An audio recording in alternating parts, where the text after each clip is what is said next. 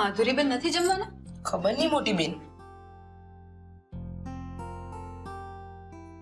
અરે બેન આવી ગયા. હું તમને જ બોલાવવા માટે આવતી હતી. બેસો. હું કે મહેમાન થોડી છું કે મને બોલાવવાનો હોય. આપણે પ્રિન્સેસ ક્યાં છે? ક્યાંય દેખાતી નથી. તમે લોકો જમી લો, હું એને બોલાવીને આવું છું. એની કોઈ જરૂર નથી. ભાભી, મારો કહેવાનો મતલબ એમ છે કે કોમલ ભલે એના રૂમમાં આરામ કરતી, હું એને પછી જમાડી લઈશ. પછીથી શું કામ? આઈ મીન સાથે જમશે તો એ પણ ફ્રેશ થઈ જશે ને. માધુરીબેન એ ફ્રેશ જ છે. સવિતા એક કામ કર, કોમલની થાળી તૈયાર કર, હું પછી એને આપી આપું છું. પછી શું કામ? થાળી તૈયાર કર, હું હમણાં જ એને આપી આવું છું. લાગે છે માધુરીબેન તંત છોડશે નહીં. સવિતા, થાળી લાવ. માધુરીબેન, તમને કહ્યું ને કે તમે શાંતિથી બેસીને જમી લો, કોમલને હું જમાડી લઈશ. અને તમે બધા પણ કાન ખોલીને સાંભળી લો. કોમલની માં એટલે કે હું હજી બેઠી છું, એટલે બીજા બધાએ કોમલની વધારાની ચિંતા કરવાની જરૂર નથી.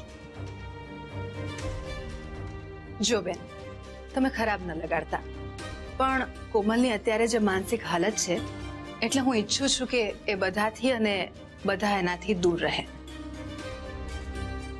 કારણ કે કોઈનાથી પણ જાણતા અજાણતા એને કંઈ કહેવાઈ જશે કે પછી પૂછાઈ જશે તો એ ફરી પાછી તણાવમાં આવી જશે અને મુસીબત થઈ જશે.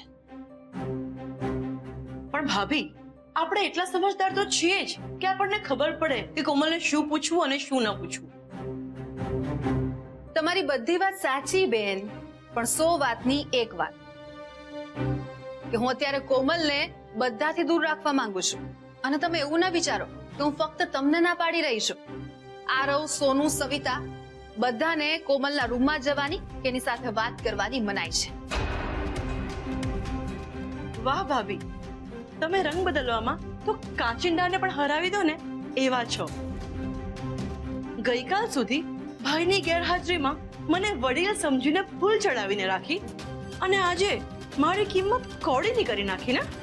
કોમલની જવાબદારી મેં જ તમને સોંપી હતી ને બેન, તો હવે હું એ જવાબદારી પાછી લઉં છું. કારણ કે હવે કોમલને કોઈની પણ મદદની જરૂર નથી. તમે બધા અહીંયા શાંતિથી જમો. હું મારી મા દીકરીની થાળી તૈયાર કરીને ઉપર જ મા દીકરી અમે સાથે જમી લેશું.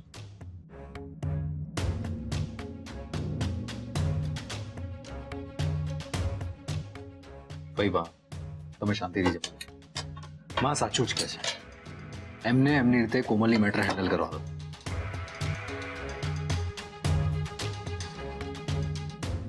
ભાભીએ અત્યારે મને જે રીતે કોમલના રૂમમાં જતા રોકી, કાંઈક તો ગડબડ છે જ. કોમલ બેટા, દરવાજો ખોલ. જો હું તારા માટે જમવાનું લઈને આવી છું બેટા. Excuse me. અરે ફેબર, તમે ક્યાં જાઓ છો? હું ત્યાં સોફા પર બેસીને જમું છું. મેં તમને કંપની આપી ને. આરવ, ચાલ. હા હા.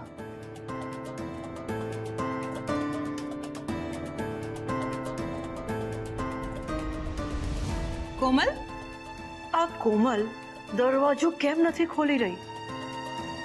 હજુ સુધી સૂતી છે કે શું? કોમલ, દરવાજો ખોલ બેટા. હા, થોડું તો થોડું જમી લે.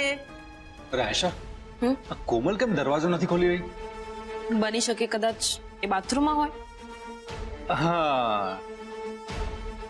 કોમલ, કોમલ,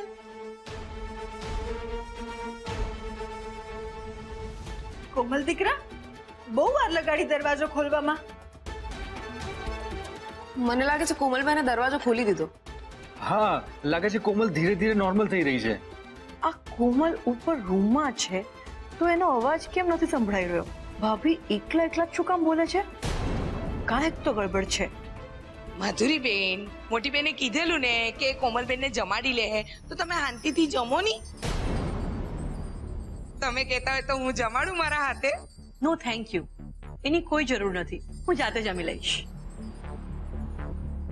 મારે આ કોમલનું રહસ્ય જાણવું તો પડશે, જેથી મિહિરને ફોન કરીને બંનેને ફરીથી ભગાડવાનો એક ચાન્સ તો લઈ શકું. આરવભાઈએ મોટે ઉપાડે કહી તો દીધું કે પ્રોપર્ટીના પેપર્સ તૈયાર છે, વકીલ સાથે વાત થઈ ગઈ છે. એક મિનિટ, આખી વાતમાં એ પ્રોપર્ટીના પેપર્સ પર સાઇન કોણે કરી હશે? યસ, કારણ કે કોમલના પપ્પા તો હૈદરાબાદમાં છે ત્યાં, અને એમની પરમિશન વગર કે એમની સાઇન વગર કોઈ પણ કોન્ટ્રાક્ટ થવો પોસિબલ છે જ નહીં. યસ.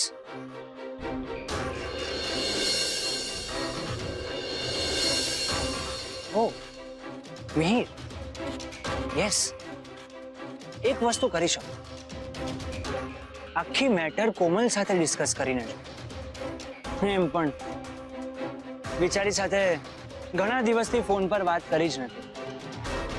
ટેન્શનમાં હશે, અને ટેન્શનમાં એ બધું જ કહી દેશે કે એક્ઝેક્ટલી પ્રોપર્ટીના પેપર્સનું ચક્કર છે શું. Yes, idea. કોમલ,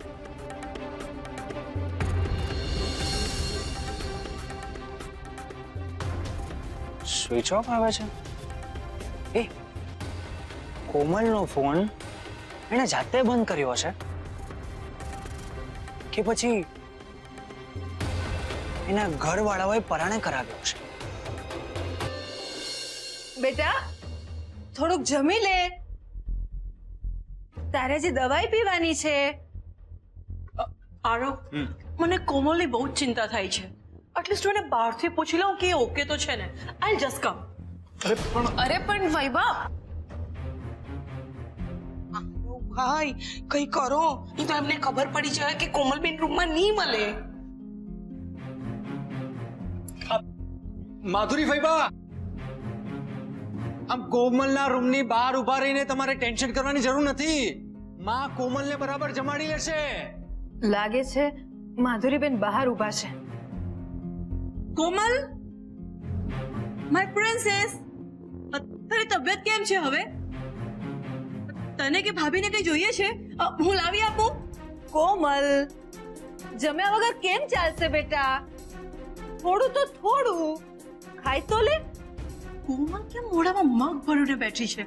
કોમલ બેટા, જીદ નહીં કરને, ખાઈ લેને થોડું. જો તને મારા સમશે. મને માફ કરજો ઠાકોરજી, પણ મારી દીકરીને બચાવવા માટે આ બધું ના છૂટકે પણ કરવું પડે છે. બસ મને તો એ ચિંતા છે કે મારી કોમલ હિનાબેનને ત્યાં કઈ જમી હોય તો સારું. કોમલ, જમી લે. મને નથી લાગતું કે એ લોકોનો ફોન અત્યારે આવે. અરે પણ આમ તો હું ક્યાં સુધી એ લોકોના ફોનની રાહ જોઈને બેસી રહીશ? હવે એ તો મને પણ નથી ખબર, પણ મને એવું લાગે છે કે આજની રાત તારે કદાચ અહીંયા જ રોકાઈ જવું પડશે. કારણ કે જો તું જતી રહીશ અને પછી એ લોકોનો ફોન મારા પર આવે ને એ લોકો તને અહીંયા બોલાવે, એના કરતા તું અહીંયા જ રોકાઈ જાય ને. કાલે એ લોકો આવે પછી એમને મળીને જ જજે. ઓકે, પણ મારે મમ્માને કેવું તો પડશે ને કે આજે રાત્રે હું અહીંયા જ રોકાવાની છું. તું એની ચિંતા નહીં કર. કોકિલાબેનને હું કહી દઈશ. તું શાંતિથી જમી લે.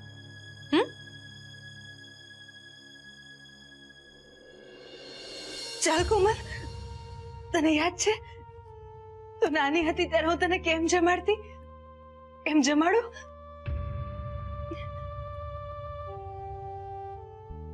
ચાના ચોળી, ઘીમાં જબોડી, મારી કોમલના મોઢામાં હબુ ઓળી.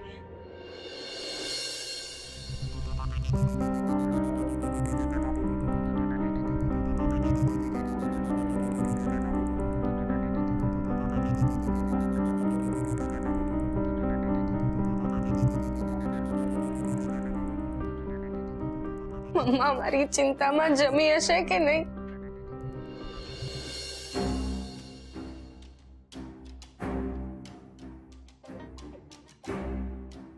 મને કેમ કોન્સ્ટન્ટલી એવું ફીલ થાય છે કે આ લોકો મારાથી કંઈક છુપાવી રહ્યા છે